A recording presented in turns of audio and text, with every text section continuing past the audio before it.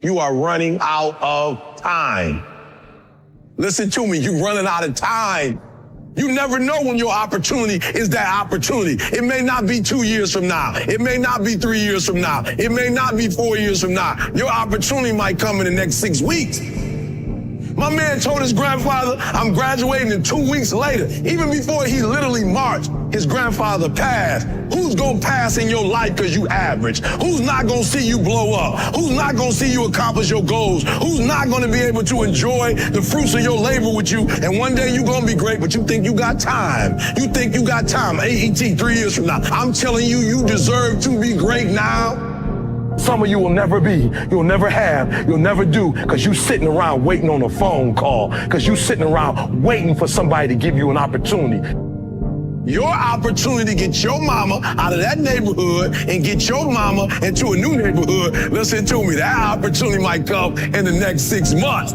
You new at your job and you like, E.T., look, I just got here. I got forever. Listen to me very closely. You gotta hear me. You might be at that job another 10 years. You might be there another 20 years. But that opportunity, somebody's about to leave and get another job. Hear me very closely. Somebody's about to quit. Somebody's about to get fired. And you will not, listen to me, you will not be ready at that particular moment to go to the next level.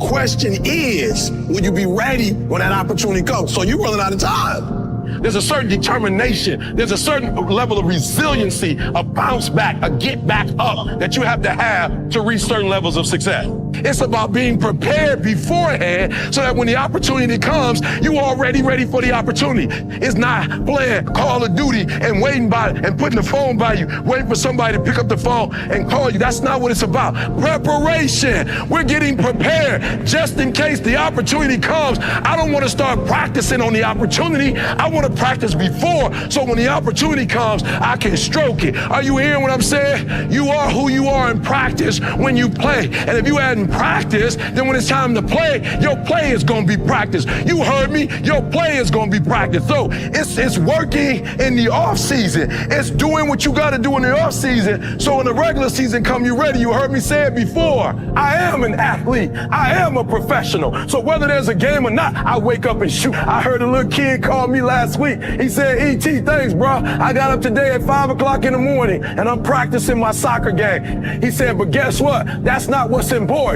He said, I'm not on the team, Eric.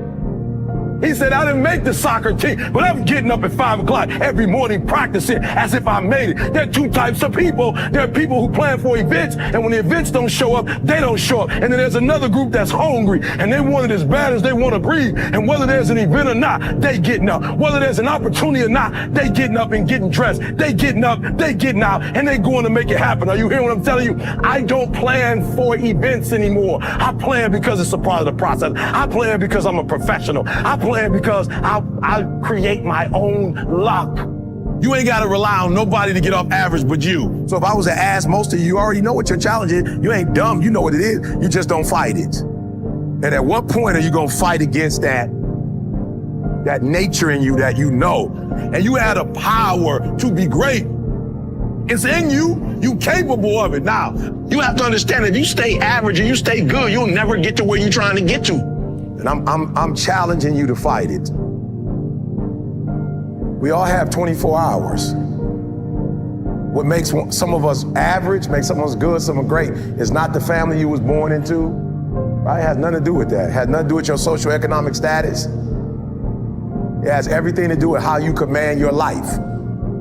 People act as if you grow up in a house where your parents are rich, you're automatically, bro, we can look at people who grew up in wealth. They do drugs too. They make bad decisions too. Unfortunately, they take their lives as well. It doesn't matter where you come from. If you don't activate you, the environment doesn't matter anyway. It's the mindset. And so when I look back, like I had a victim mindset, like everything was about somebody else. All the anger and the frustration and the hurt, it was all blaming. Everything was about this person or that person or this person. Everything that's supposed to blow me up and take me to the next level is somebody else's responsibility. I never even realize I was where I was because of who I was. And I was actually getting the physical manifestations of my thoughts, of my feelings, my emotions. Like I was creating this and didn't even realize. I thought my mom created it. I thought my father created it. It's like, no, E, you created this. And I'm gonna tell you, the moment I realized you are the greatest common denominator, like you the common denominator. Once that realization hit me, it was like, oh, okay, you got some confessing to do, bruh. And I'm gonna tell you the hardest thing that I've ever done. Somebody asked me the other day, like, what's one of the hardest things you ever done? The hardest thing I've ever done was look in the mirror and tell myself I was sorry. And so the Eric Thomas that you see, that dude is the dude that looked himself in the mirror and was like, yo, you owe yourself an apology. You owe yourself correction. You owe yourself change. You need to be taught. You need to be trained. You need to become a better human. That was one of the most difficult days of my life, was looking at myself, correcting myself, telling myself I was sorry, and then moving forward saying, now what are we gonna do from this point? You always blame somebody, but why? And the reason why is because it was easier to put it on my mom and my dad than for me to have to do the work. Because what I didn't realize as a young adult is that when you say it's somebody else, whether you mean to do it or not, you give them the keys to your life. You said it. They didn't do this, and because they didn't, they got the keys. Feel this word, vision. It means the ability to see the end before you even get started. And that's what I need y'all to do for me. Like, don't get so caught up on, counting the costs. I'm gonna have to do this. I'm gonna have to do this.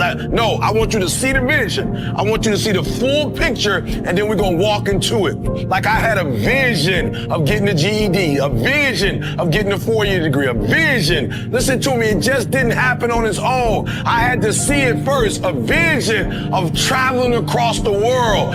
I'm trying to tell you, if I can do it, anybody can do it, but it's not working harder. You need to be more disciplined about your mindset. You're already in pain. Get a reward for it. Look, do me a favor.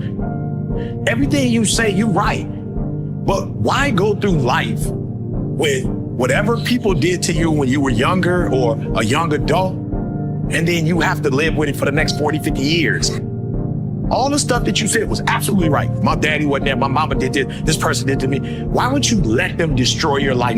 Let's go. Why would you let them own you? Why would you allow that thing they did to hurt you now define the rest of your life? Yeah. It's like, no, I was in pain. It's real. That's what I'm saying to everybody. We all go through pain. Some of us go through pain and it becomes our tombstone. Some of us go through pain and it's a scar, and we live a life of reward. So I'm just gonna say, you gotta deal with all of that, because when you get here, when you get to this level, you ain't practicing no more. You either got it or you don't. You don't even realize it's a blessing that you're not there yet, because had you got to where you wanted to get to, most of you might lose it.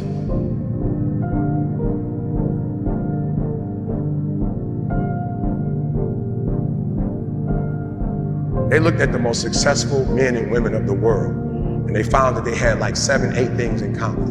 And one of the things they all had in common was a routine. They are obsessed with their routine. They don't have a gap of wasted time in their routine. You know, I realized the reason why I'm so successful and the reason why I don't get in trouble like I used to when I was younger is because when I was younger, man, my schedule had so many gaps in it. The devil had like, okay, he might pray at 6, but my man is watching TV. He playing video games by 8:30.